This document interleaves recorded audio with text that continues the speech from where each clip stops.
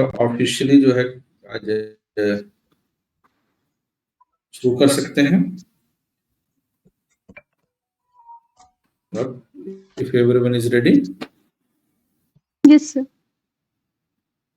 Yes, ma'am.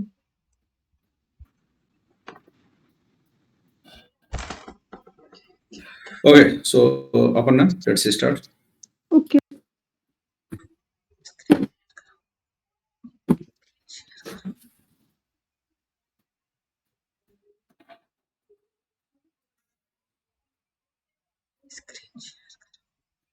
प्रीति screen share करो।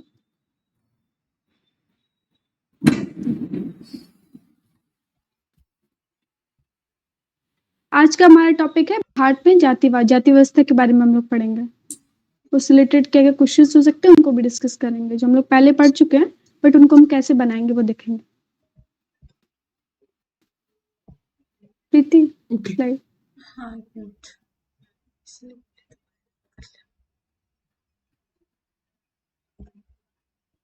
हम लोग नॉर्मल डिस्कस कर लेते, अब तक स्क्रीन शेयर करती है प्रीति। कि हम लोग जैसे देखते हैं कि जो भारत में जाति व्यवस्था के प्रारंभ कहाँ से हुआ, तो हम लोग देखते हैं कि अगर हम लोग जाएं प्राचीन काल में, तो जो वर्ण व्यवस्था हमको देखने को मिलती थी। हम लोगों ने पढ़ा था कि ऋग्वेद के जो पुरुष सूक्त है उसमें 4 वर्णों का वर्णन किया गया है, ब्राह्मण, क्षत्रिय, वैश्य और शूद्र।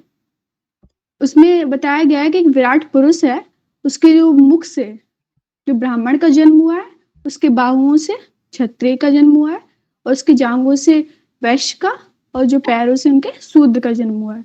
तो हम लोग जानते हैं जो वैदिक काल था उसमें जो वर्ण व्यवस्था थी वो कर्म के आधार पे थी, कि आप जिस प्रकार का कर्म करते हो, अगर आप ज्ञान का कर्म करते हो, अगर आप पठन पाठन करते हो तो आप ब्राह्मण वर्ण से हो गए, और अगर आप सत्ता प्रसाद मतलब सत्ता से रिलेटेड आप साहस का आप में क्षमता है तो वो क्षत्रिय होता था। उसके बाद जो व्यापार की इसमें क्षमता होती थी वो वैश्य होता था, और जिनको शारीरिक श्रम से रिलेटेड उनमें क्षमता होती थी उनको शूद्र माना जाता था। वो श्लोक एग्जैक्टली Yes, ये sir. है कि तस्मादस्वा अजायन्ते ये केचोभियाततः गावोह जगिरे तस्मात् तस्मात् जाता अजावय यत पुरुषम व्यदधु कतिदा व्यकल्पयन्।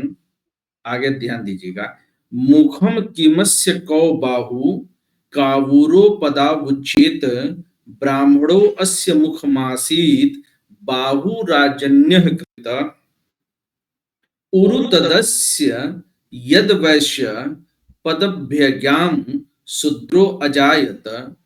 लेकिन इसको आगे भी समझना बहुत जरूरी है कि कहते हैं कि चंद्रमा मनसो जाता है, कि चंद्रमा का भी उदय जो है वो मनस से उसके हुआ है।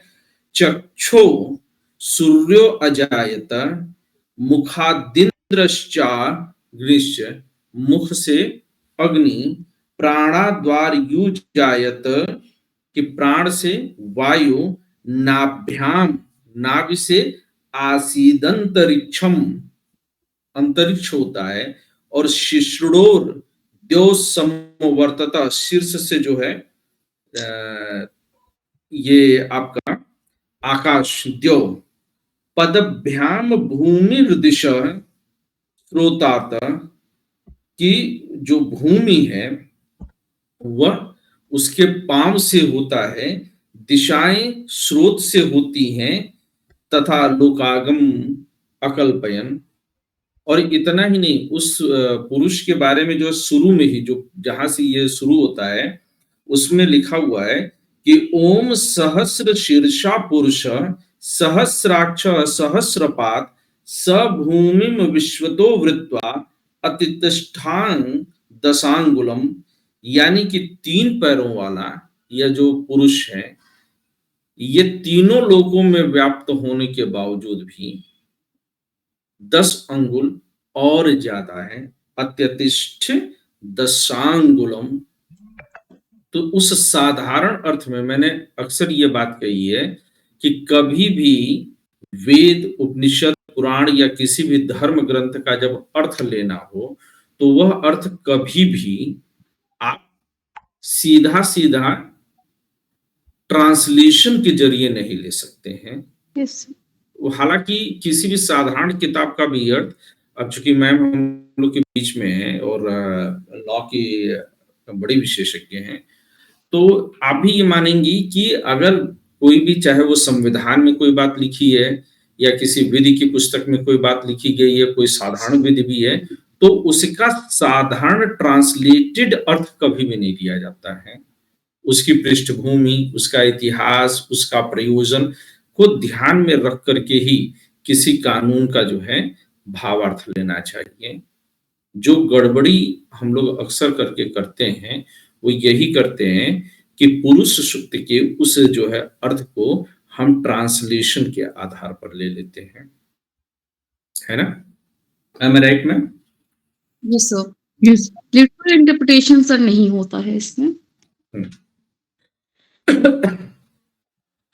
और ये जो खास तो लाइन के जहां पर के चारों को के मुख से ये ऐसे होते हैं, इसका अगर संस्कृत श्लोक भी आप लोग को याद रहे तो ये एक बड़ा जो है हम ये मान सकते हैं कि हम लोगों के लिए जो है एक एज मिलेगा। हालांकि अगर नहीं भी याद है तो इससे हमारे नंबर गेन करने की क्षमता पर कोई असर नहीं पड़ेगा, लेकिन अगर हमने कहीं संस्कृत में लिख दिया तो हमारे लिए जो है और बेहतर हो जाएगा।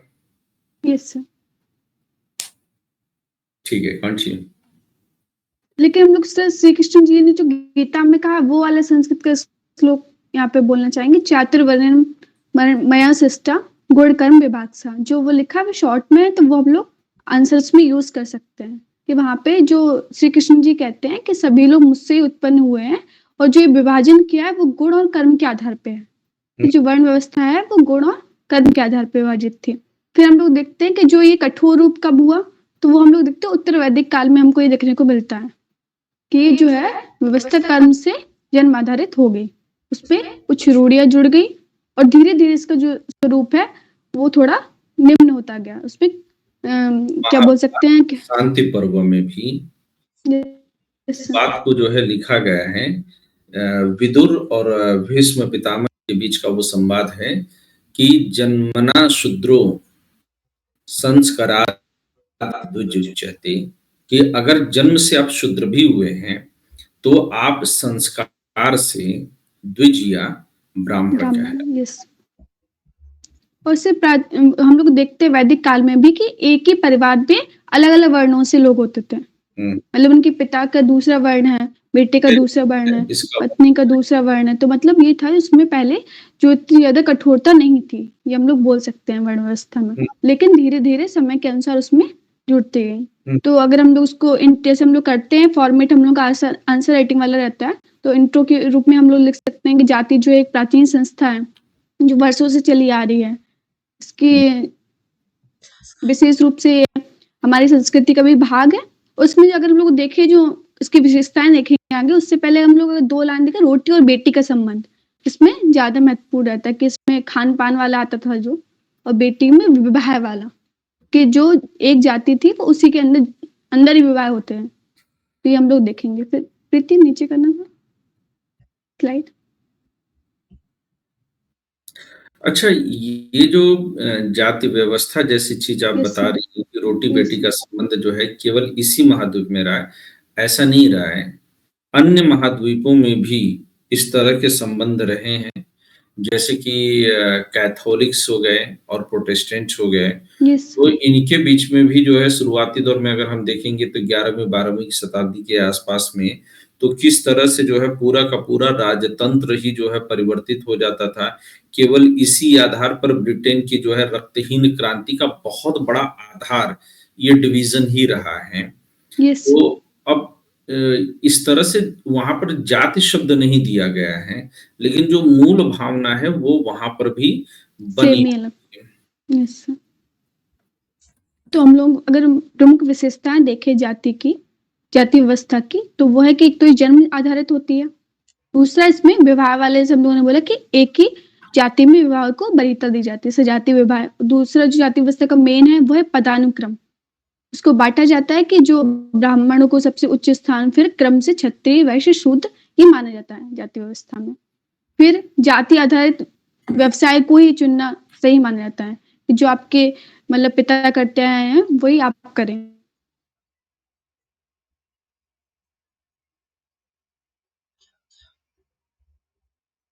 इसको तो क्या होता है कि बोलते हैं कि वहाँ पे जैसे हम लोग देखते हैं आस-पास कच्चे खाने को मना किया जाता है कि आप दूसरे जाति में अगर खा लेते हो तो आप दूषित हो जाते हो। इस प्रकार का भी विभाजन होता है। तो ये देखा और अभी हम लोग देख रहे हैं तो उसमें जो जाति आधारित आरक्षण व्यवस्था वो जुड़ गई है।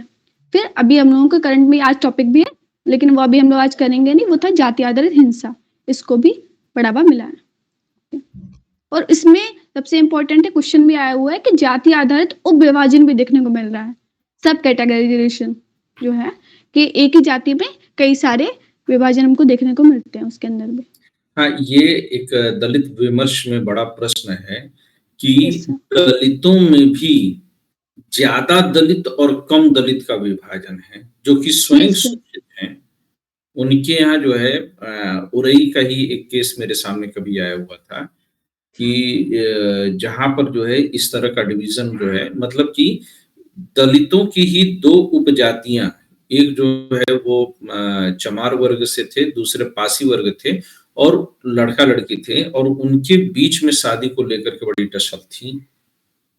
तो इस तरह की भी जो है उपजातियों में भी वही जो है समस्या देखने को मिल रही है, जबकि स्वयं शोषित हैं तो भी जो है उस शोषण के दायरे से वह बाहर नहीं निकल पाए। निकल पा रहे हैं। एक बात और जो मतलब प्राकारांतर से कभी सोचना चाहिए कि सजातीय विवाह के लोग पक्षधर होते हैं, जबकि सजातीय विवाह कभी होने ही नहीं चाहिए, क्योंकि एक जाति के लोग तो आपस में भाई-भाई होते हैं। तो भाई की बहनें भी तो भाई-बहन हो गए ना फिर। तो फिर अपनी बहन से शादी कैसे आप करेंगे? तो यानी कि शादियाँ जब कभी भी होनी चाहिए वो इंटर कास्ट होनी चाहिए। सेम कास्ट की शादी कभी होनी ही नहीं चाहिए। तो जो जाति के बंधन है वो कई बार जो है कॉन्ट्राडिक्टरी भी चलते हैं। सर कभी अगर कास्ट मैरिज अगर आजकल हो रही है तो उसी हिसाब से हिंसा भी बढ़ रही है। सर जैसे आज के न्यूज़पेपर में आया हुआ था लव मैरिज और ट्रिपल मर्डर वाला केस। तो सर इस चीज ये को इस पर कभी वन मैरिज ट्रिपल मर्डर, इसको प्रमाणित करने के लिए हमारे पास डेटा कितना है? जी सर डेटा तो अभी उतना है नहीं। पहले भी तो सेम कास्ट में ब्याह करके मिट्टी का तेल घासलेट डाल करके जो है खत्म कर दिया जाता था। जी ये तो घासलेट कम हो गया ना, जी सर। वरना कितनी औरतें जली तो सेम कास्ट में थी। सर एक क्वेश्चन और भी है कि जैसे सर जनरल कैटेगरीज मुझे में लग रहा है कि अलग मेरा अलग बोलना अनावश्यक है, आप लोग आपस में बात करिए, मेरे होने से गड़बड़ हो रहा, तो मुझे नॉनसेंस मान करके भूल जाइए, आप लोग आपस में डिस्कस करिए। Sorry sir. ओके, फिर हम लोग आगे डिस्कस करते हैं कि जाति आधारित जो व्यवस्था है। जहाँ डाटा का जो अभाव था इंटरकास्ट मैरिज में, तो एनसीआरबी का ही डाटा है जो बताता है कि जो डोमेस्टिक वायलेंस रिलेटेड जितने भी वो रहे हैं, डोमेस्टिक वायलेंस से रिलेटेड जो केसेस रहे हैं उसमें इंटरकास्ट मैरिज के रिलेटेड जो रहे मैटर आए हैं वो 5.38% रहे हैं जो 2021 के अनुसार। मेरे हिसाब से वो बात अनावश्यक अभी है, हम लोग टॉपिक के हिसाब से चले। ओके, ठीक है। तो हम लोग देखते हैं कि जाति आधारित व्यवस्था है, क्या वो वर्तमान जैसे पहले चली आ रही थी वैसे ही है या उसमें कुछ परिवर्तन हुआ है? हम लोगों ने याद हो पहले क्वेश्चन डिस्कस किए थे, उसमें क्वेश्चन आया था क्या जाति आधारित व्यवस्था है वो सुदृढ़ भी हो रही है और साथ में उसमें परिवर्तन भी आ रहा है? क्वेश्चन याद है सबको? हाँ याद है। ओके, हाँ। तो जो परिवर्तन हो रहा है पहले हम लोग वो कारक देखेंगे, फिर देखेंगे कौन से कारक ऐसे हैं जो उस व्यवस्था को अभी बनाए रखे हुए हैं। ठीक है, तो जो पहला है जो इसमें परिवर्तन ला रहा है वो हम लोग देख सकते हैं वैश्वीकरण। वैश्वीकरण से क्या हो रहा है, हम लोग एक दूसरे से ज्यादा जुड़ रहे हैं, जो हम लोग की जो जातिगत पहचान है उसको हम लोग कम वरीयता दे रहे हैं। ओके, सबको थोड़ा समझ में आ रहा है? कोई प्रॉब्लम हो तो पूछ सकते हो। क्लियर है क्लियर। ठीक है, फिर हाँ, तो जो औद्योगिकरण हुआ है, शहरीकरण हुआ है, उससे हम लोग अगर देखते भी हैं, हम लोग अगर खुद महसूस करें, हम लोग जब शहरों में होते हैं तो हम लोग जो योग्यता को ज्यादा वरीयता देते हैं बजाय कास्ट को। हम लोग को कई बार पता भी नहीं होता किसकी कास्ट क्या है। तो शहरीकरण ने भी जातिगत व्यवस्था को कमजोर करने में काफी अहम भूमिका अदा की है। ओके, ठीक है। फिर एक वर्ड आता है संस्कृतिकरण। उसमें क्या होता है कि जो हम पढ़ा होगा सबने कि जो निम्न जाति के जो मतलब होते हैं लोग, वो क्या करते हैं, जो उच्च जाति नहीं, जो मतलब उच्च जाति मानी जाती है, उसके जो संस्कार है उनको ग्रहण करती है। ये भी एक पद्धति है, तो उसने भी कमजोर किया है कि मतलब उसमें जो जटिलता थी, कठोरता थी कि आप चेंज नहीं कर सकते हो, उसको उसने कम किया है। ठीक है, फिर उसके आधार पे हम लोग सबसे इम्पोर्टेंट है वो है हमारा लोकतंत्र। जो लोकतंत्र व्यवस्था आ गई, जैसे हम लोग डॉक्टर बी आर अम्बेडकर ने जो दलितों को अधिकार दिलाने के लिए संविधान सभा में बहुत सारी बहस भी की, जिस पे कैसे उनको मिल सके, तो जो मौलिक अधिकार मिले हैं उन पे हम बात करते हैं। जैसे आर्टिकल 14 है जो विधि के समक्ष समता की बात करता है। आर्टिकल 15 है जो धर्म, लिंग, जाति, जन्मस्थान के आधार पर भेदभाव का विरोध करता है। ठीक है, तो और 16 में इन सबके आधार पे आरक्षण भी मिला है ना। तो जो ये व्यवस्था है ना कि जिसने उसको वैलिडेशन दिया है कि आप समान हो।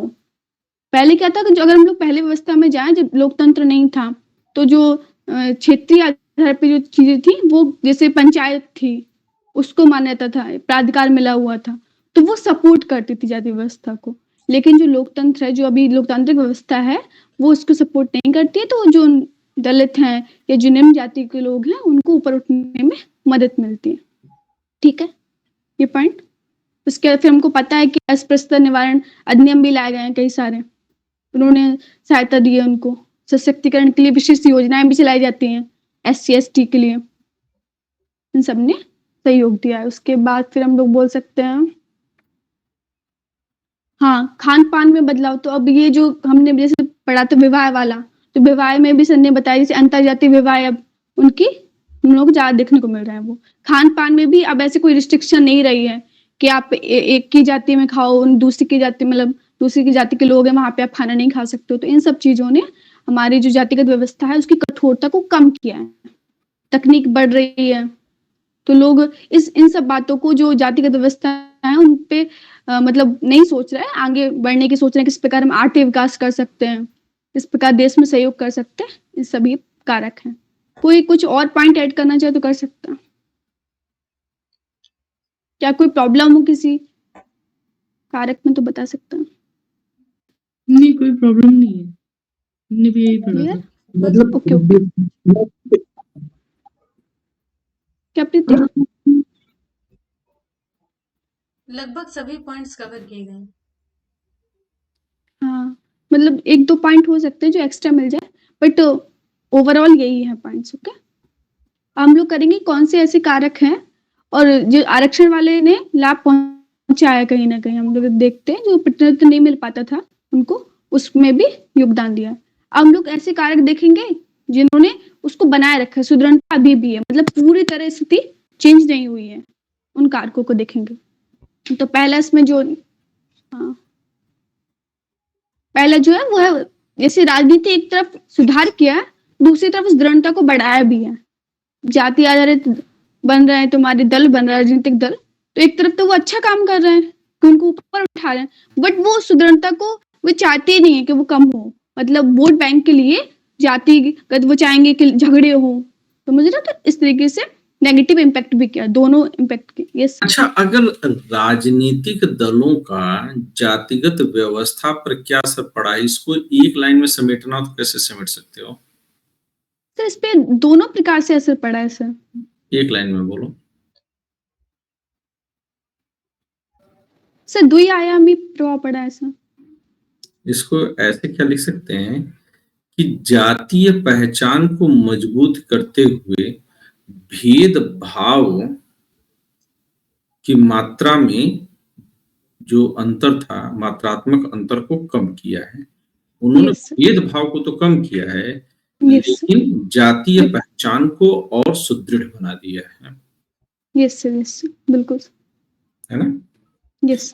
लेकिन सिर्फ वोटरों के लिए। अपने बेटे बेटियों के लिए लोग ना तो जो है रोटी का संबंध देखते हैं, ना तो बेटी का संबंध देखते हैं। यस। जो दूसरा है वो हम लोग देखते हैं आरक्षण वाला। उसी से रिलेटेड हो जाएगा, बस अलग पॉइंट के रूप में इसको फिर भी लिख सकते हैं।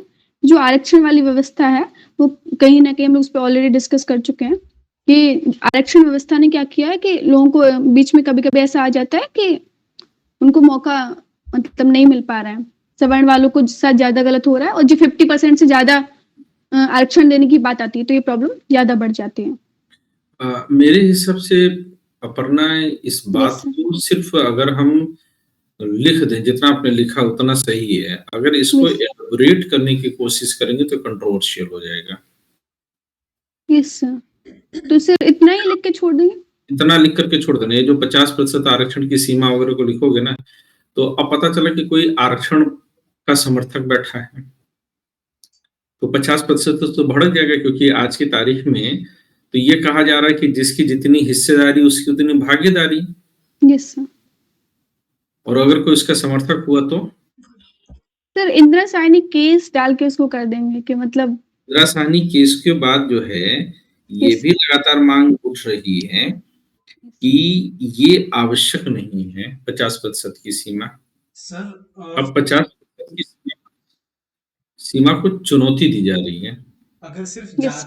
जाति के आधार पर जब आरक्षण की बात होती थी तो उसमें 50% की सीमा की बात कही गई है, लेकिन सर जो अब ईडब्ल्यूएस का जो नया कोटा लाया गया आ है गया। हाँ यस सर। को एलिजिबल बना दे रहा, जातियां तो छूटी नहीं है, वर्ग बच गए हैं सिर्फ।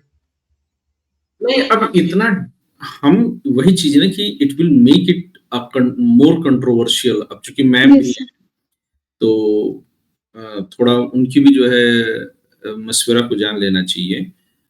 पर मुझे ये लगता है कि जो आरक्षण है वो जाति के आधार पर है ही कहाँ। अगर हम इतना संविधान की भाषा के साथ जाएंगे तो वो तो सामाजिक शैक्षणिक यस पिछड़ेपन और आर्थिक पिछड़ेपन के आधार पर है। Yes sir. यस जाति शब्द का तो मतलब ही नहीं है। उत्तराखंड में ऐसे भी जो है जगह हैं कि जहां पर कि ब्राह्मणों को रिजर्वेशन दिया जाता है, पूरे क्षेत्र वहां को पर ब्राह्मण पिछड़े पूरे क्षेत्र को एससी और एससी ओबीसी। वर्ग में। जी सर। तो फिर वो जो जाति का कॉन्सेप्ट, ये प्रचलित कॉन्सेप्ट आपने दिया ना। Yes sir. यस। बाकी जो है मैम जो है वो कुछ ऐड करें तो आप लोग के लिए ज्यादा अच्छा होगा। मैम आप कुछ ऐड करना चाहेंगे?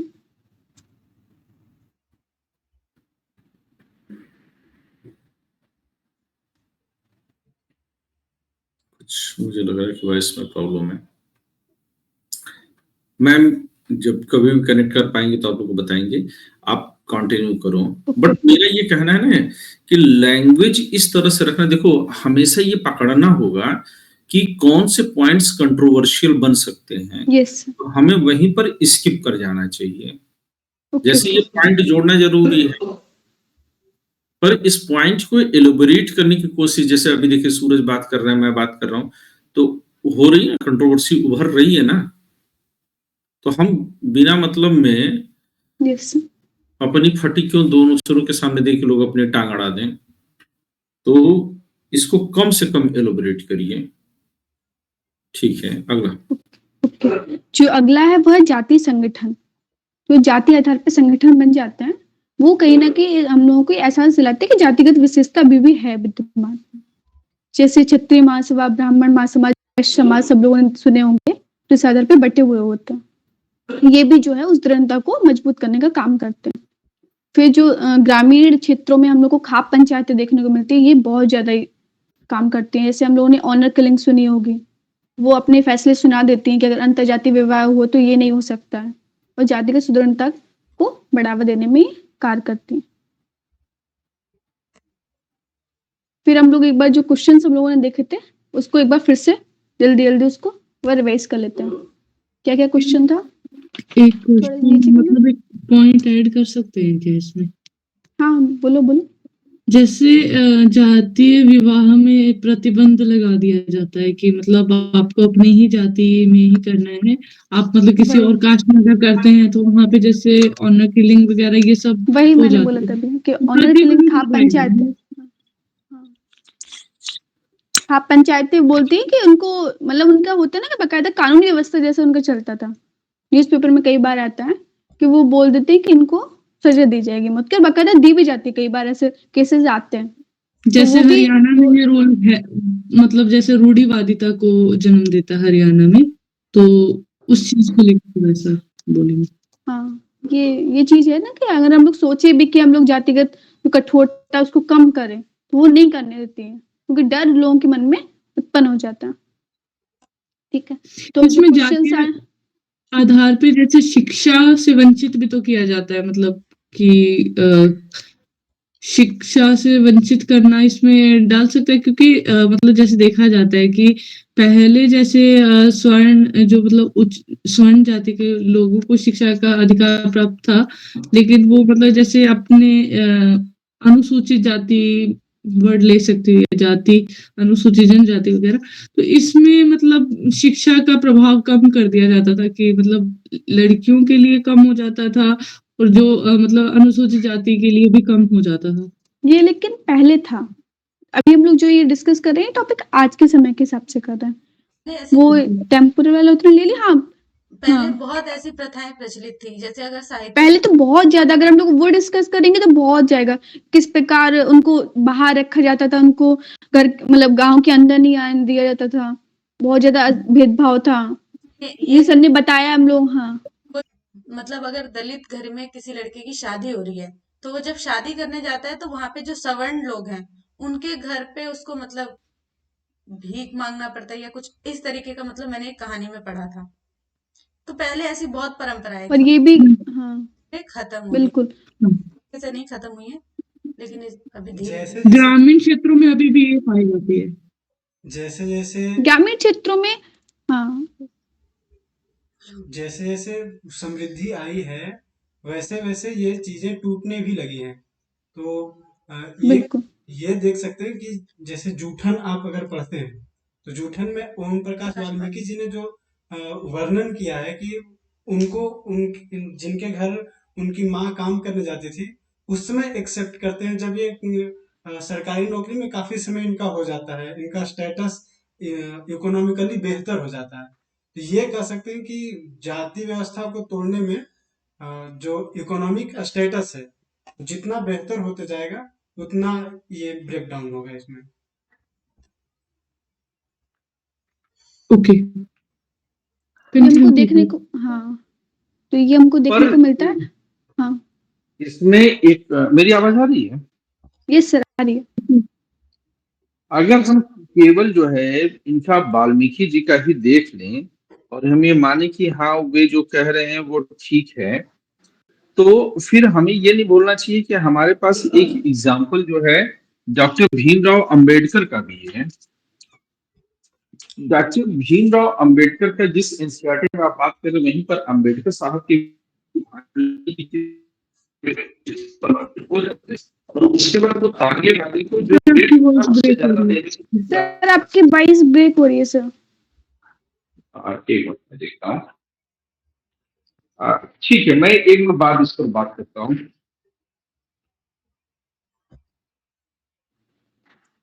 एक तरफ ये सही है कि अगर आप आर्थिक रूप से समृद्ध होते हो तो ये जातिगत व्यवस्था कमजोर होती है, बट उसका दूसरा एग्जाम्पल भी देखने को मिलता है। किसी का अगर बताओ आर्टिकल 15 मूवी आई थी, तो उसमें बताया गया कि बड़े आप अफसर भी हो ना, अगर आप गांव वगैरह में जाते हो तो आपकी जाति पूछेंगे और फिर जाति के आधार पे आपको सम्मान मिलता है। मतलब कई बार ऐसा मतलब चीजें सही हो रही हैं, सही दिशा में हम लोग बढ़ रहे हैं, बट फिर भी कहीं ना कहीं ऐसा ही एक और मूवी में एग्जाम्पल दिया गया है कि भले वो, हाँ, तो ये बहुत होता है। लेकिन जब हाँ, कास्ट पूछी जाती है तो फिर उसको एकदम मतलब उसको दरकिनार हाँ, कर। इसका ये दूसरा पक्ष देखने को मिलता है। एक तरफ हम लोग आगे भी नहीं, बढ़ मैं रहे हैं। एनसीईआरटी का वो एग्जांपल दे रहा था मैं। मेरी आवाज अब यस सही है? यस सर, तो एनसीईआरटी का जो एग्जांपल मैं दे रहा था कि जहां पर ये आप जो है वाल्मीकि जी का जो है बता रहे हैं कि क्या नाम था उनका पूरा? ओम प्रकाश वाल्मीकि। तो जहां पर ओम प्रकाश वाल्मीकि, हाँ, ओम प्रकाश वाल्मीकि जी का जो वो लेख है कि धीरे धीरे जो है जैसे वो इकोनॉमिक स्ट्रेंथ होती है तो वैसे वैसे एक्सेप्टेंस बढ़ने लगता है। उसी एनसीईआरटी में डॉक्टर भीमराव अंबेडकर की भी वो स्टोरी है कि जब वो बच्चे थे और यस सर, यस सर, काफी ट्रेन लेट से हो जाते हैं जाता सर, है, तो वो तांगे वाले को पैसा देने को रेडी होते हैं बट कोई बचपन लेके की नहीं उनकी जाता है कहानी। उनको। हाँ, यस, तो पहले वो लोग तैयार थे, लेकिन जैसे ही पता चलता है कि ये महार जाति से संबंधित हैं, तो फिर उनका जो है वो पैसा लेने से मना कर देता है और यस पैसा सर, होने के बावजूद भी नहीं एक्सेप्ट करते हैं। यानी कि हर बार आपकी फाइनेंशियल कंडीशन ही जो है वो आपको जो है उस जातिगत स्ट्रक्चर से बाहर ले जाएगी, इसकी कोई गारंटी नहीं है ना। और हम लोग देखते हैं, अभी बहुत दूर जाने की जरूरत नहीं है, जब ये जीतन राम मांझी बिहार के चीफ मिनिस्टर थे, तो एज ए चीफ मिनिस्टर रहते हुए उन्होंने एक मंदिर को विजिट किया, और मंदिर को विजिट करके वो अभी अपनी सीढ़ियों तक से नहीं उतरे थे कि उस मंदिर को गंगा जल से धुलवा दिया गया। ये उत्तर प्रदेश में योगी आदित्यनाथ जब चीफ मिनिस्टर के तौर पर आते हैं, तो चूंकि वहां से वो जो अखिलेश यादव निकले होते हैं, तो वो पूरे के पूरे जो है रेजिडेंस को गंगा जल से धुलवाते हैं। इसी तरह से और भी बहुत सारे ऐसे एग्जाम्पल्स हो सकते हैं रामनाथ कि कोविंद जी के साथ जात, घटना हुई थी सर। हाँ, तो ऐसी मतलब बहुत सारी घटना हो सकती है, लेकिन वहीं पर मुर्मू जी के साथ उनको कई सारे मंदिरों में आप जाते हुए देखते हैं, तो वहां पर कोई घटना नहीं होती है।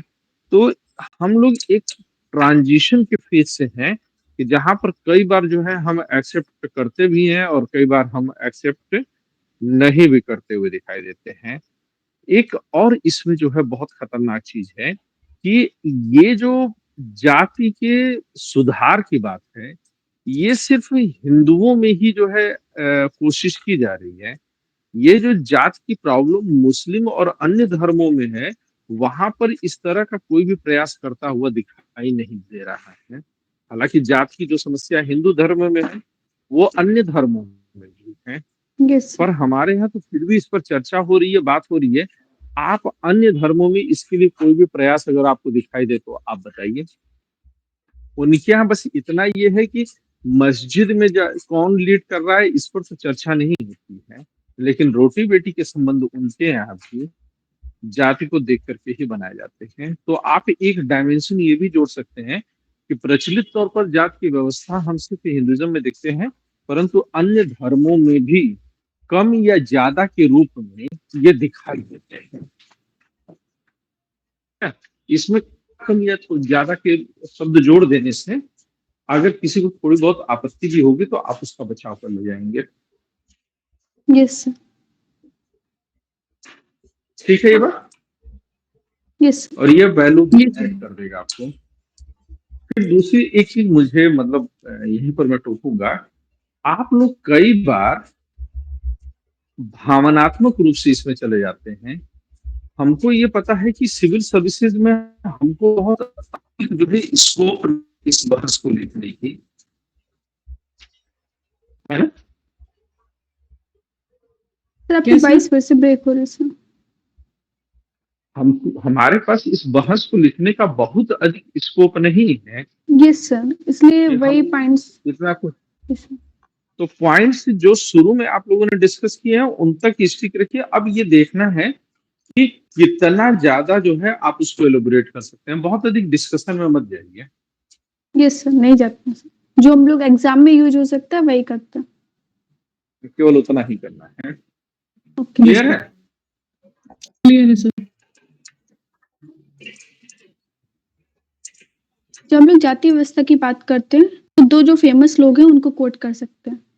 जो जाति व्यवस्था के समर्थन में है वो है महात्मा गांधी जी। हम लोग जानते हैं कि वो वर्ण व्यवस्था नाम देते हैं, लेकिन जो उनकी व्यवस्था थी वो जन्म आधारित थी। तो जो उनकी पुस्तक है हिंदू धर्म की, उनकी जो पुस्तक है उसमें उन्होंने जाति व्यवस्था की कुछ विशेषताएं दी, वो हम लोग वहां पे कोट कर सकते हैं अगर कभी जरूरत पड़ी तो। ठीक है, जैसे हमने कहा कि जो हम लोग वहां पे एग्जाम में यूज कर सकते हैं वही अभी डिस्कस करते हैं।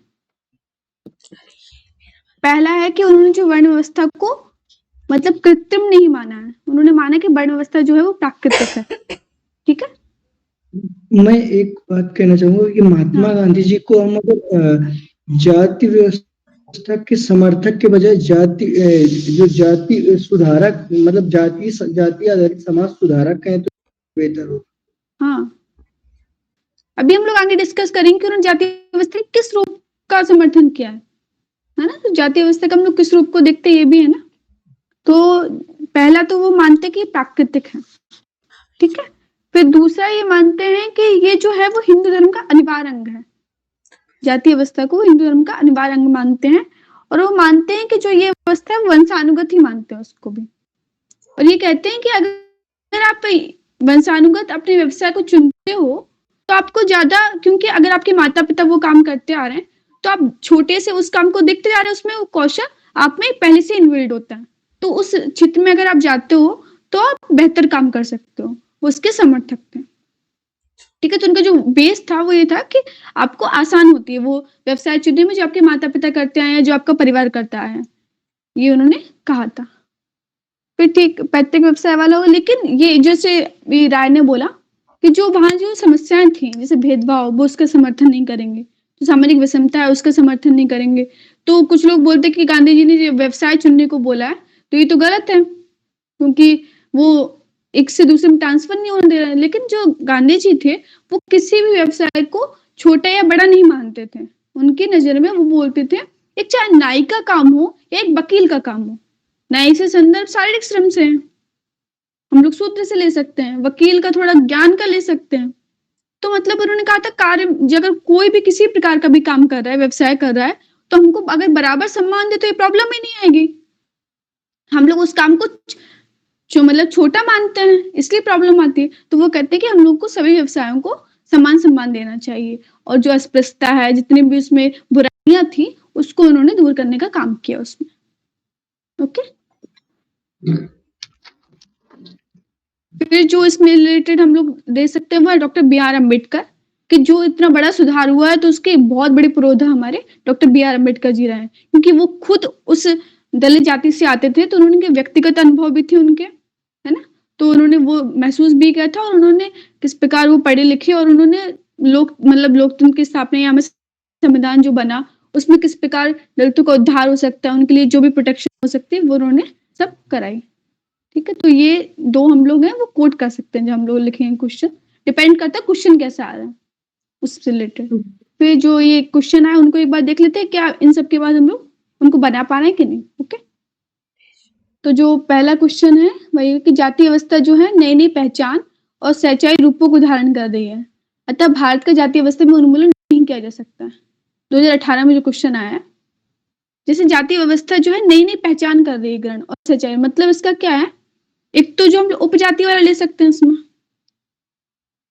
पहले ऐसे करते पूछते हैं कि इसमें क्या क्या हम लोग लिखेंगे, ठीक है। निधि हमसे स्टार्ट करते हैं। एक मिनट, मैं क्वेश्चन एक बार रिपीट कर देंगे आप, क्योंकि ना मेरे से पढ़ा नहीं जा रहा है इसको। ओके, मैं पढ़ के बताती हूँ। जाति व्यवस्था नई नई पहचान और सहचारी रूपों को धारण कर रही है, अतः भारत का जाति व्यवस्था में उन्मूलन नहीं किया जा सकता। ये चीज होगी इसमें, एक जो जातीय आधार पे जो नई नई पहचान जो मतलब कह रहे हैं ना, जो सब कास्ट बन रही है इसमें, उनको लेके मतलब काफी मतलब इनमें भेदभाव वगैरह हो रहा है। अपनी ही जो जातियां हैं उनके अंदर जो उपजातियां बन रही है उनमें भेदभाव किया जा रहा है, उसको भी मतलब ये मतलब अंतर विवाह लेके इसमें मुद्दे आ रहे हैं, सांस्कृतिक मुद्दे आ रहे हैं, इसमें सांस्कृतिक व्यावहारिक चेंज आ रहे हैं। और इसमें कह सकते हैं कि हम जो जाति व्यवस्था में मतलब अपने ही, जैसे अब कह सकते हैं ना कि अब जो सब कास्ट आ रही हैं उसमें हम ऊंच नीच का जो भेदभाव करते हैं, उसमें क्या करते हैं कि जो जिसे वो अपने समान मानते हैं उसमें बढ़ावा देते हैं, लेकिन जो अपने से जो छोटे मान लेते हैं, वो जिसमें भेदभाव करते हैं वो, कि हाँ हमसे थोड़ा मतलब कह सकते हैं निम्न उसमें स्तर पे आ रही है, तो वो उसमें भेदभाव इतना करते हैं कि वो मतलब कार्यस्थल पे उनको दिक्कत आती है कि नहीं वो हमसे थोड़ा निम्न स्तर पे है, तो हम मतलब अपने को ही मतलब ऊपर उठाएंगे, वो उनको नीचे ही रहने देंगे। तो वहां पे आ रहा है। दूसरा इसमें इस जातीय मतलब जातीय भेदभाव में हम कह सकते हैं रंग भेदभाव आ रहा है। इसमें जो मेन है वो हम लोग इस पे फोकस रखना है, जो लाइन लिखी है ना, उस पे कि नई-नई और पहचान वाला, उस पे हम लोग थोड़ा इस पे ज़्यादा नई जाएँगे। पहचान में रंग भेदभाव आ सकता है ना कि मतलब इसमें नई पहचान कैसे हो जाएगा? निधि इसकी जाति कमियां बता रही है और ये क्वेश्चन जो पूछ रहा है वो ये बता रहा है हाँ, कि क्या ऐसे कारण है जिनकी वजह से हम जाति व्यवस्था को भारतीय समाज से हटा ही नहीं सकते हैं। मतलब सुदृढ़ हो रही हूँ। हाँ, मतलब इसका मतलब कहने का विकास मतलब के ये है साथ पर विकास नीरज जो हो रहा है उसके दीदी ने बोला कि मतलब जो जातियां हैं वो उपजातियों में विभाजित हो रही हैं। तो अगर बिल्कुल, ये वाला तो है। जातना है तो मतलब अभी जैसे आरक्षण दिया जा रहा है उसको सामाजिक आर्थिक आधार पे उनको आरक्षण दिया जा रहा है, लेकिन अगर हमारे पास जातियों का एग्जैक्ट जो डेटा होगा वो नहीं होगा और जातियां को हम किस तरीके से उसको परिभाषित कर सकते हैं इसका कोई आधार नहीं है, तो ये भी एक कारण हो सकता है कि उसके उन्मूलन में एक बाधा आ सकती है। जो जातियां हैं जातियों का जो हम डाटा लेंगे ना तो सर वो जाति पूरी जाति का आएगा, लेकिन उसकी उपजातियां जो आ रही है ना उसका डाटा नहीं हम काउंट कर सकते ना। मैं मैं इसमें इस तरीके से बताना चाह रहा हूँ कि जैसे कि इसमें जो बोल रहे हैं नई नई पहचान और सहचारी रूपों का धारण कर रही है, तो इसमें इसको मैं अगर शुरू करना चाहूँ तो इसको मैं प्राचीन काल से सबसे पहले शुरू करूंगा कि वर्ण व्यवस्था से ये जाति व्यवस्था में कैसे तब्दील हो गया। उसके बाद जब समय के साथ ये आगे बढ़ा तो ये केवल सामाजिक पहचान न देकर के ये जाति व्यवस्था जो है ये समाज में इसने अपने आप को आर्थिक रूप से भी पकड़ लिया। एक हर एक जाति व्यवस्था के पास उससे रिलेटेड कुछ ना कुछ व्यवसाय जरूर उसको पकड़ा दिया है, जिसकी वजह से इसको जैसे कि गांधी जी ने भी ये व्यवसाय को न ट्रांसफर करने के लिए कहा था, उस तरीके से मतलब हर जाति व्यवस्था के लिए उनके खान पान जैसे संबंधित चीजें से लेकर के उनके व्यवसाय तक को उनके उन पर उनको जकड़ के रखा है, जो कि जाति व्यवस्था को उन्मूलन करने में सबसे बड़ी समस्या क्रिएट कर रहा है। और जैसे कि जातियों में उप विभाजन ये समय के साथ धीमे धीमे आता जा रहा है और कहीं ना कहीं जो स्पेशल ट्रीटमेंट अभी दिया जा रहा है, स्पेशल ट्रीटमेंट जो दिया जा रहा है जाति उन्मूलन करने के लिए, लेकिन इसका दूसरा डायमेंशन ये भी मुझे कहीं नजर आता है कि ये स्पेशल ट्रीटमेंट लेने के लिए कुछ लोग जाति पहचान को बनाए रखना चाहते हैं जिससे कि उनको और फायदा हो। इस तरीके से मैं इस उत्तर को देख रहा हूँ, अगर गलत हो तो आप लोग कुछ बताइएगा। जैसे एक टर्म है हम लोग प्रश्न संस्कृति के मूल तक अपर्णा, मुझे लग रहा है कि प्रश्न के मूल तक कोई भी पहुंच ही नहीं रहा है। आप सभी कि लोग जो है जाति क्या नए रंग रूप ले रही है, किस यस नए रंग रूप में ये व्यवस्था हमारे समक्ष आ रही है, हमें या उसके पैरेलल कौन सी व्यवस्था खड़ी हो रही है, उस पर हमको चर्चा करना है। सर वर्ग व्यवस्था भी इसमें आ जाएगा सर? हाँ, वर्ग व्यवस्था भी आएगी, है ना। वर्ग यस सर। व्यवस्था भी हो रही है। आज की तारीख में वर्ण के नाम पर जाति व्यवस्थाओं को मजबूत करने का भी काम हो रहा है। जैसे ब्राह्मण समाज के नाम पर जब ब्राह्मण, क्षत्रिय समाज, वैश्य समाज, बिल्कुल। इसकी जब सिर्फ चर्चा की जा रही है तो ऐसा नहीं है कि इसमें कर्म प्रधान लोगों के बारे में बात की जाती है। इसमें उन्हीं उपजातियों का एक समुच्चय खड़ा किया जा रहा है, यानी कि जातियों को राजनीतिक हित को साधने का एक हथियार बना दिया गया है और वह उसको मिटने नहीं दे रहा है। पहले जातियों का यूज सामाजिक और आर्थिक रूप से ज्यादा किया गया था। आज लोकतंत्र की व्यवस्थाओं के चलते इसको राजनीतिक रंग भी दिया जा रहा है ना। यस आप समझिए कि प्रश्न जो पूछा जा रहा है उसके मूल में क्या है यस सर। और आप लोग जो उत्तर देना चाह रहे हैं वो क्या है। दोनों के बीच में मतलब 180 का डिफरेंस है।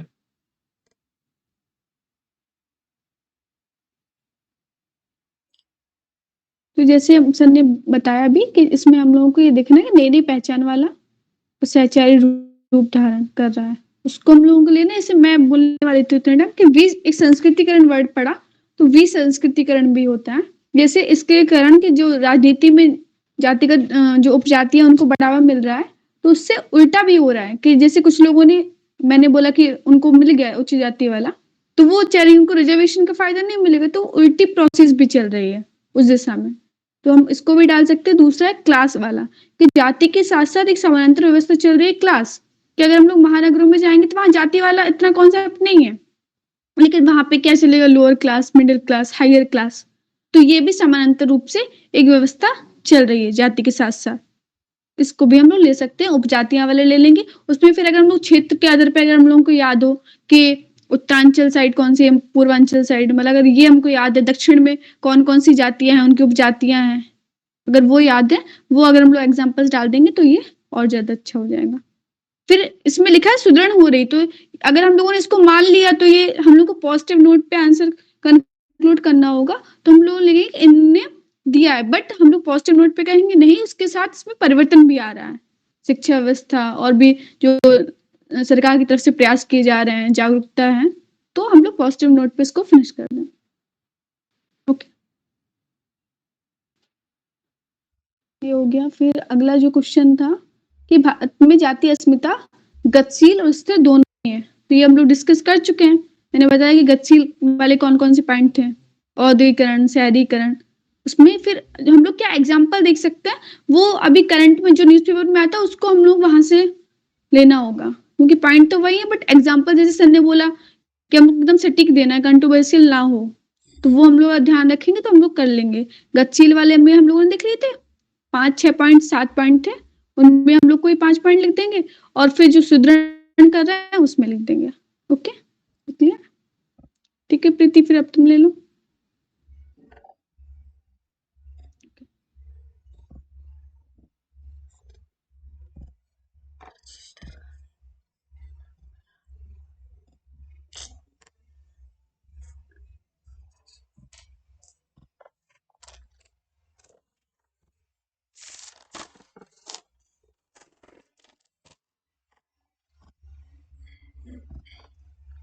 बिहार में जाति जनगणना, आज ये टॉपिक है जिसमें आप सभी को पता है कि जैसे बिहार में अभी जाति के आधार पर जनगणना कराई गई है, जिसका मतलब इसके अंतर्गत ये हुआ है कि सामाजिक और आर्थिक जाति सर्वेक्षण किया गया है, और यह सरकार द्वारा संभावित लाभार्थियों की पहचान करने का एक उपकरण है, कि मतलब जो इससे अछूते हैं, जिनको इस आरक्षण की जरूरत है और जो इसमें शामिल नहीं हो पा रहे हैं, तो उनकी एक पहचान करना सरकार का ये उद्देश्य माना जाता है।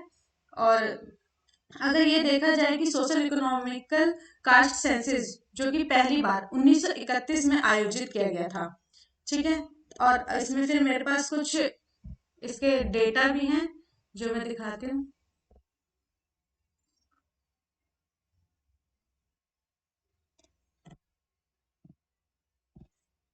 ये जो विभिन्न जातियां हैं उसका बिहार में क्या प्रतिशत है, तो जो ईबीसी है उसका 36.01%, ओबीसी का है 27.12%, एससी का है 19.65%, एसटी 1.68% और बौद्ध, ईसाई, सिख और जैन, ये जो अन्य धर्म है, उनका 1% से भी कम है। तो इसमें ये कि इसमें जो ओबीसी है या ईबीसी जो कैटेगरी है उसको आरक्षण देना, मतलब उनके आरक्षण को बढ़ाना, एक ये भी इसका उद्देश्य रहा है। ईबीसी इकोनॉमिक वाला है, बैकवर्ड क्लास। हाँ, जाति सर्वेक्षण में जो प्रक्रिया अपनाई गई है, इसके 2 चरण अपनाए गए हैं। पहला है कि बिहार के सभी घरों की संख्या दर्ज की गई है, और दूसरा है कि 17 प्रश्नों का एक सेट मतलब बनाया गया है, जिसमें जो वहाँ के लोग हैं उनको दिया गया है, और उन प्रश्नों में मतलब उनके जाति, उपजाति, इन सब के बारे में चर्चा की गई है, और उन प्रश्नों का उत्तर देना सबके लिए अनिवार्य किया गया है। और फिर द्वितीय चरण में घर में रहने वाले व्यक्ति, उनकी जाति, उपजाति, उनकी सामाजिक आर्थिक स्थिति का डेटा एकत्र किया गया है। तो इन 2 चरणों में इस सर्वेक्षण को पूरा किया गया है। और अगर हम देखें कि इसका आखिर महत्व क्या है, बिहार जाति सर्वेक्षण का महत्व क्या हो सकता है, तो संविधान का जो भाग 4 है, राज्य के नीति निर्देशक तत्व में जितने भी उद्देश्य, सामाजिक आर्थिक उद्देश्यों की प्राप्ति का उल्लेख किया गया है, तो ये उसको प्राप्त करने में सहायक सिद्ध हो सकता है। दूसरा ये देख सकते हैं कि असमानता के आंकड़े की प्राप्ति, जिससे समानता और सामाजिक न्याय के माध्यम से सर्वोदय की प्राप्ति में ये सहायक सिद्ध होगा। कि मतलब हमारे पास अगर आंकड़े नहीं है किसी चीज के कि किसको कितना आरक्षण मिलना चाहिए, कौन इसके लिए इसके काबिल है, कौन इसके काबिल नहीं है। तो जब तक हमारे पास आंकड़े उपलब्ध नहीं होंगे तब तक हम उसको वो चीजें, उसकी जरूरतों की चीजें उसको मुहैया नहीं करा सकते हैं। तीसरा पॉइंट जो आएगा कि नीति निर्माता जो होंगे उनको ऐसी नीतियों का निर्माण में मार्गदर्शन प्रदान कर सकती है। जब उनके पास डेटा होगा तो उनको पता रहेगा कि किसके लिए कौन सी योजना बनानी है, और जो हमारा जो बजट वगैरह है या फिर तो उसको किस तरीके से बजट में मतलब किसके लिए कितनी हिस्सेदारी रखनी चाहिए, तो इसका भी एक डेटा पता चलेगा। तो वो प्रत्येक जो समूह होंगे, जो भी उनकी जो आवश्यकताएं होंगी उनको पूरा करें और पूरा करने में और समावेशी विकास को बढ़ावा देने में सहायक होंगे। और चौथा पॉइंट ये देख सकते हैं कि भारतीय समाज की विविधता जो होगी, क्योंकि हमारे समाज में जाति उपजातियां कितने तरह के मतलब काफी विविधता पाई जाती है, तो उसकी एक व्यापक तस्वीर भी हमारे सामने ये रखती है। और लेकिन इसके विपक्ष में भी कुछ तर्क दिए गए हैं आलोचकों के अनुसार। तो ये कहा गया है कि अपने उद्देश्य के अनुरूप ये सर्वेक्षण किन योजनाओं में इस्तेमाल की जाएंगी, रिपोर्ट में यह स्पष्ट नहीं किया गया है। अगर ये स्पष्ट किया जाता तो ये अपने उद्देश्यों को और अच्छे तरीके से मतलब पूरा करने में सहायक सिद्ध होती। दूसरा है कि समाज में जातिगत विभेदीकरण को बढ़ावा दे सकता है। जातिगत, जैसे कि हम लोग अभी जातिगत व्यवस्था को कम करने की बात करते हैं, लेकिन ये है कि जातिगत विभेदीकरण की कितनी जातियां हैं और फिर उनकी कितनी उपजातियां हैं, इस चीज को बढ़ावा दे सकता है। तीसरा पॉइंट कि ये व्यक्तिगत अधिकार और समान अवसरों को प्राथमिकता नहीं देता है। और इसमें फिर चौथा पॉइंट ये है कि जातियां और उपजातियों की जो परिभाषा है, उसकी परिभाषा का हमारे पास स्पष्ट उसकी परिभाषा नहीं है, उसका अभाव देखा जाता है। फिर उसके बाद ये कुछ आंकड़े हैं, जैसे कि इसमें ये बताया गया है कि ओबीसी में कितने मतलब ओबीसी में किसका ज्यादा रोल है, तो यादव लोग हैं।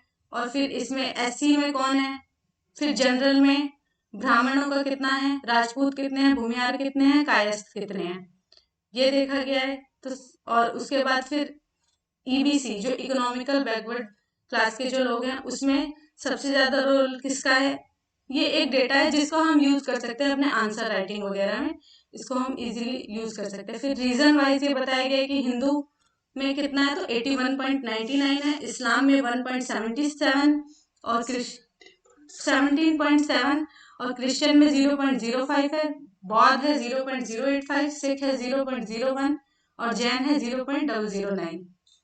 और थर्ड जेंडर का अगर इसमें भी दिया गया तो 0.006%, जो कि बहुत न्यून है। और अगर इसके लिए फिर हम आगे की राह देखें कि जैसे हमारे पास हमें कि मतलब इसका एक और डेटा है मेरे पास, किस जाति को कितनी मतलब गरीबी मिली है, कि किस जाति की कितनी मासिक आय है, ये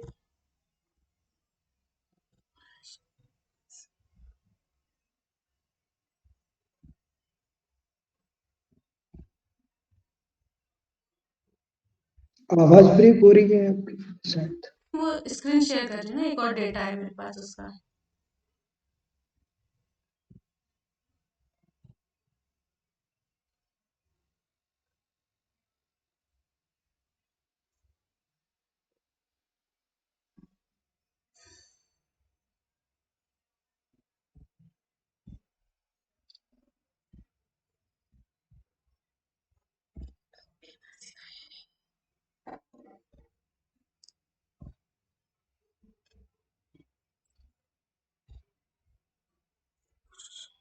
शो हो रहा है ना?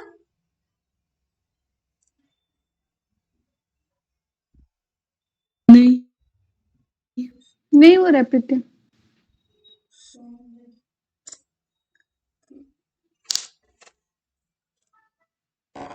अब हो रहे हैं, हो गया शो? दिख नहीं रहा है बट प्रोसेस में। हाँ, हो गया हो गया।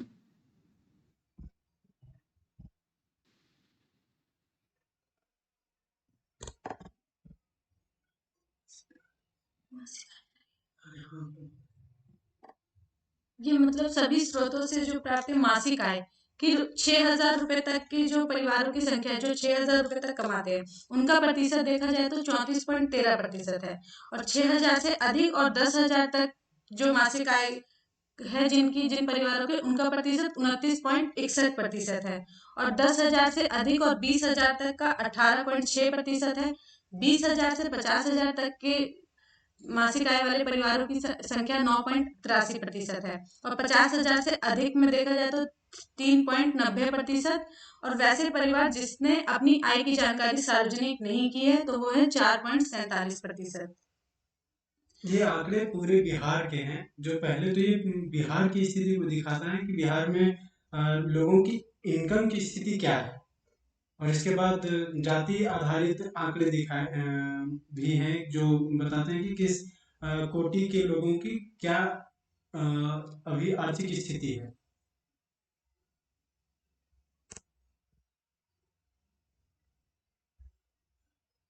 ओके, ये इकोनॉमिकली है।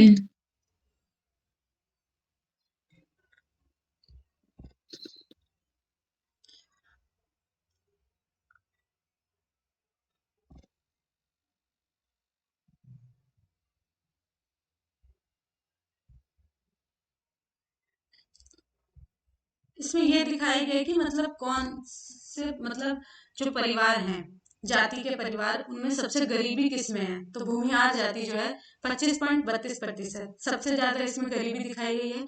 ब्राह्मण में सामान्य वर्ग की कोटि में, सामान्य वर्ग की कोटि का है ये मतलब। और फिर ब्राह्मण में है 25.3%, राजपूत के हैं 24.89 है।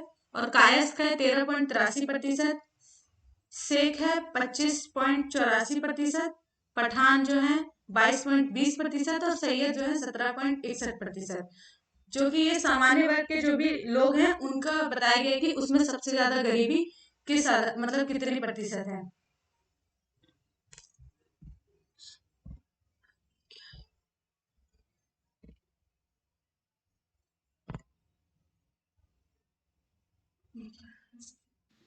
इस चीज को हम लोग लिख सकते हैं एग्जाम्पल के तौर पे कि अगर हम लोग जो आरक्षण वाला जो नेशनल लेवल पे है उसमें अगर जितना हमने आरक्षण दिया है उतना लाभ हुआ है कि नहीं हुआ है, तो इस मॉडल को हम लोग अपना सकते हैं अब जो कि उस जाति के जो उपजातियां हैं उसमें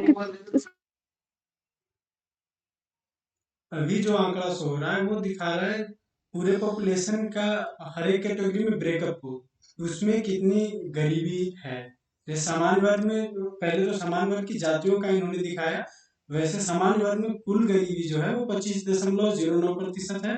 पिछड़ा वर्ग मतलब जो ओबीसी में बिहार में 2 कैटेगरी बनाया गया है, बीसी और ईबीसी नाम से। तो पिछड़ा वर्ग जो है वो पिछड़े वर्ग में 33.16% लोग गरीब हैं, और अत्यंत पिछड़ा वर्ग में 33.58% लोग गरीब हैं। वहीं अनुसूचित जाति को देखा जाए तो 42.93%, अनुसूचित जनजाति को देखा जाए तो 42.70%, और अन्य प्रतिबंधित जातियां जो इन कोटि में नहीं आ रही हैं उनका 23.72% है। और कुल जो गरीबी है बिहार की वो लगभग 34.13% के आसपास है।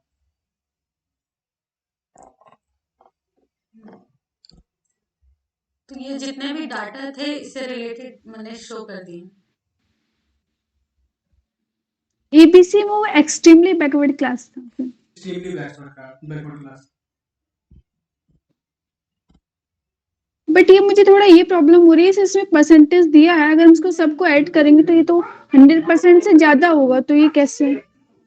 उस वर्ग की जैसे सामान्य वर्ग की जितनी आबादी है उसका 25.09% आबादी जो है वो गरीब है।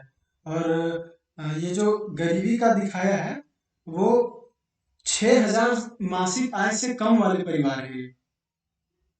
वो परिवार जिनकी मासिक आय 6,000 से कम है उनकी संख्या इतनी है। हर एक वर्ग में देखा जा सकता है बिहार में ये नहीं कि सिर्फ जाति के आधार पे ही ज्यादा गरीबी है। गरीबी सारी जातियों में, हाँ ये जरूर कह सकते हैं कि कंपैरेटिवली एससी एसटी परसेंटेज में डिफरेंस क्लासेस में जो गरीबी है वो कहीं ज्यादा है। फिर एक और डाटा है इसमें कि बिहार में अभी लोग कर क्या रहे हैं, मतलब उनका इनकम प्रोफाइल का भी है, वो छूट गया पहले ही, सॉरी, वो भी सेव नहीं हो पाया, वो मैं देखता हूँ, उसको भेजता हूँ वापस।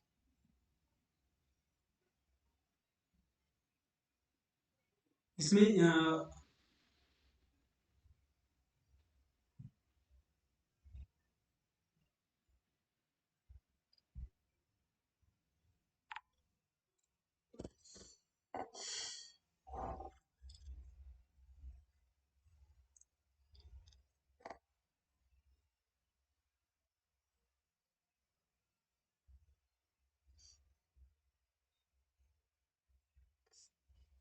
ये बेसिकली जो अभी आंकड़ा शो हो गया,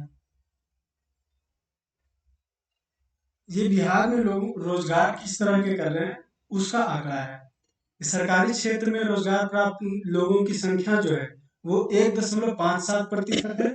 संगठित क्षेत्र में प्राइवेट नौकरी 1.22%, असंगठित क्षेत्र में प्राइवेट नौकरी 2.14%, स्वरोजगार 3.05%, कृषक या खेती में 7.7%, मिस्त्री मजदूर एवं अन्य मतलब लेबर क्लास 16.73%, भिखारी 0.03%, कचरा बीनने वाले 0.02%, और इसमें जो सबसे चौंकाने वाला आंकड़ा है वो गृहिणी और विद्यार्थी आदि का, जो दिखाता है कि नॉन प्रोडक्टिव या फिर डिपेंडेंट पॉपुलेशन क्या है, तो उसका संख्या 67.54% है।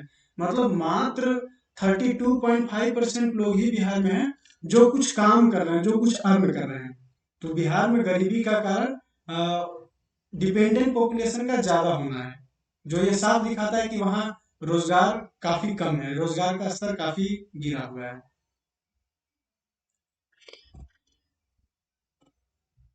अब इसके बाद वापस मुझे लगता है ये जो ये इन्होंने दिया है बिहार में, यस हाँ बोलिए बोलिए।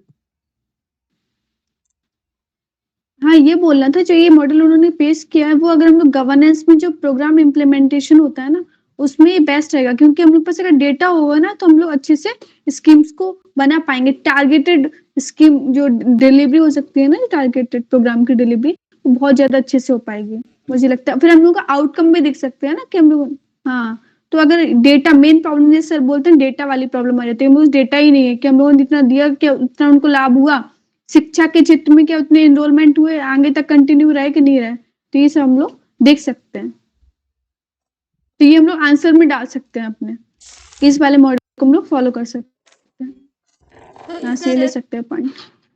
में देखा जाए कि जैसे डेटा वगैरह नहीं किए जाते हैं, तो जैसे एआई जैसी टेक्नोलॉजी का यूज करके हम डाटा एकत्र कर सकते हैं, और फिर बिल्कुल जिला या राज्य या फिर छोटे छोटे स्तर जैसे ब्लॉक स्तर या पंचायत स्तर पर मतलब इन आंकड़ों की प्राप्ति के लिए एक वो बनाया जा सकता है, मतलब लोगों का एक ग्रुप या समूह बनाया जा सकता है जो इन कार्यों को करे। वैसे भी ई गवर्नेंस वाला मॉडल तो है ही हम लोगों का, उस पर वर्क चल रहा है, टॉपिक भी हम लोगों का सिलेबस में। तो ई गवर्नेंस अभी चल रहा है तो ये हम लोग के लिए बहुत इजी होगा, डेटा कलेक्ट करना, उसको सेग्रीगेट करना पहले डिफिकल्ट हो सकता था बट अब बहुत इजी है, फिर ये यही चीज लास्ट में मतलब सही रहेगी। अपने डेटा जो है आप ग्रुप में शेयर कर देना। हाँ, सारी चीजें अभी ग्रुप हाँ में, प्रीति, जो ये तुमने डेटा दिया पूरे एक हाँ पीडीएफ में शेयर कर देना। और फिर लास्ट में यही मैंने फिर एक कंक्लूजन में लिखा था कि जाति जनगणना जो है सामाजिक न्याय को बढ़ावा देता है और संसाधनों के समान वितरण को सुनिश्चित करता है। बस ओके ठीक है, वो आंसर का करना है फिर प्रीति, आज फिर रहने देते हैं आंसर का।